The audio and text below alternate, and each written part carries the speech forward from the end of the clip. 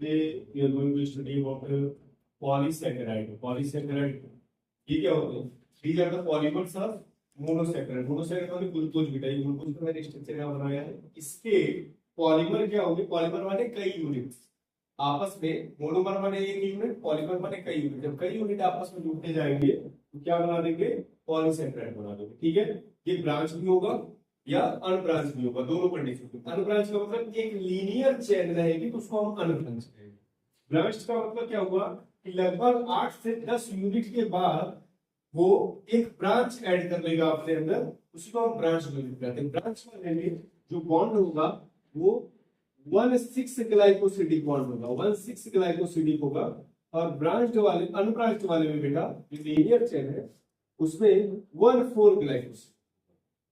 पहले एक linear chain बन जाएगी जिसमें हर एक मोनोमर या सैकराइड के यूनिट एक दूसरे से 1,4 ग्लाइकोसिडिक लिंकेज से ऐड होते जाएंगे. एक लीनियर चेन है.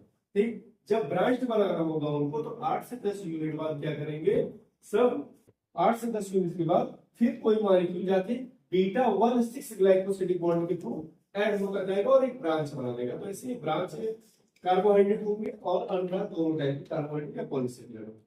क्योंकि इतनी बड़ी चेन होती है इसकी, so that they are water इस वाले को एंड दे फाउंड इन रिटेंडेंट. रिटेंडेंट में मिलते हैं. इससे जब आप इंट्रोडक्शन में पढ़े होंगे नीट के कि उसमें नीट के एनसीईआरटी के, तो उसमें क्या था, हम लीवर की सेल्स या लीफ सेल्स लेके उसको ग्राइंड करते हैं, ग्राइंड कर ट्राइक्लोरोएस्टिक एसिड में ग्राइंड करते हैं, उसका फिल्टर करते हैं. एक बार को फिल्ट्रेट आता है और एक रिटेंडेंट आता है. जो रिटेंडेंट आता है उस रिटेंडेंट में पाए जाते हैं, इसलिए हम उसको एसिड के इनसॉल्युबल पूल में रखते हैं. And second reason is there molecular weight is approx और in between 1000 to 10,000 Dalton.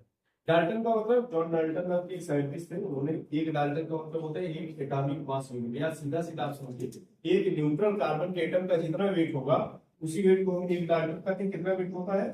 1.6 into 10 to power 27. ठीक है. अब ये जो पॉलीमर होते हैं इनमें कौन सा बॉन्ड प्रेजेंट रहेगा? Glycosidic bond. जैसे अगर लीनियर चेन है तो 1,4 ग्लाइकोसिडिक, जहां ब्रांच बनाया है वहां पे 1,6 ग्लाइकोसिडिक. ठीक है. अब बात है इसके हम टाइप्स की. तो on the basis of structure there are two types. पहला होमोपॉलीसैकेराइड और दूसरा हेटेरोपॉलीसैकेराइड. होमोपॉलीसैकेराइड का मतलब सिंगल यूनिट, सिंगल टाइप का यूनिट, यानी अगर ग्लूकोज का मॉलिक्यूल ऐड होगा, सिर्फ ग्लूकोज का मॉलिक्यूल ऐड होगा. ये मॉलिक्यूल जब ऐड होंगे यानी single type molecules of monosaccharide add होंगे तो क्या बनाएंगे? होमोपॉलीसैकेराइड. होमोपॉलीसैकेराइड का एग्जांपल है स्टार्च. स्टार्च क्या है? प्लांट स्टोरेज मटेरियल है. Glycogen animal storage. Cellulose structural polysaccharide है प्लांट सेल में. फिर आते हैं हेटेरोपॉलीसैकेराइड. हेटेरोपॉलीसैकेराइड की केस में क्या है? More than one type of molecules of monosaccharide. एक से, जैसे ग्लूकोज का मॉलिक्यूल एक नाइट्रोजन का मॉलिक्यूल. ठीक, तो ऐसे दो टाइप के मॉलिक्यूल्स या दो से ज्यादा टाइप के मॉलिक्यूल जब आपस में जुड़ते हैं तो क्या बनाते हैं? हेटेरोपॉलीसैकेराइड. अब इसमें क्या है? एक एग्जांपल है काइटिन का. काइटिन नियरेस्ट टू ग्लूकोसाइडिन का पॉलीमर होता है. एक हम लिग्निन लेते हैं, एक हम ये plant cell wall, lignin plant cell wall का नाइट्रोजन पॉलीमर है. काइटिन फंगस का सेल वॉल का पॉलीमर है. और हम पेप्टाइडोग्लाइकन पे आ जाते हैं. पेप्टाइडोग्लाइकन बैक्टीरियल ये पॉलीसैकेराइड होता है नियरेस्ट टू ग्लूकोसाइडिन और नियरेस्ट टू न्यूरेमिक एसिड. इन दोनों के कॉम्बिनेशन से ये बनता है. अब आते हैं बेटा on the basis of storage. एक स्टोरेज पॉलीसैकेराइड होता है. स्टोरेज में से स्टार्च मैंने बताया, और ये भी स्टार्च आपको. स्टार्च क्या है? प्लांट मटेरियल है. ठीक है. दो टाइप की रिंग होगी, एक एमाइलोज होती है और एक एमाइलोपेक्टिन. जो एमाइलोज रिंग होगी ये अनब्रांच्ड होगी और एमाइलोपेक्टिन वाली ब्रांच्ड होगी. स्टार्च जैसे आलू में पाया गया, जैसे गेहूं पाया गया और जैसे स्वीट पोटैटो पाया गया. इन सब पे जब आप आयोडीन की एक ड्रॉप अप्लाई करेंगे तो डार्क ब्लू अपीयरेंस देता है, उससे रिएक्शन करके. ठीक है. और रिएक्शन करके अपीयरेंस देता है. ग्लाइकोजन ऐसा नहीं करता. ठीक है. अब ग्लाइकोजन क्या है? Animal food storage material. आप अगर एनिमल प्रोडक्ट खाते हो तो आपको ग्लाइकोजन मिलेगा, प्लांट प्रोडक्ट खाते हो तो स्टार्च मिलेगा. इससे रोटी चावल खाओगे तो स्टार्च मिलेगा. सीधा सीधा. ठीक. अच्छा, अब आते हैं स्ट्रक्चर में सेलुलोज. सेलुलोज सेल वॉल में पाया जाता है. आयोडीन के साथ कोई इफेक्ट नहीं है. More than 6,000 units of glucose आपस में बाइंड होगी, क्या बनाएंगे? सेलुलोज. दूसरा जो एक्स्ट्रा पॉलीमर में मैंने आपको बताया पॉलीसैकेराइड के अगार अगार है.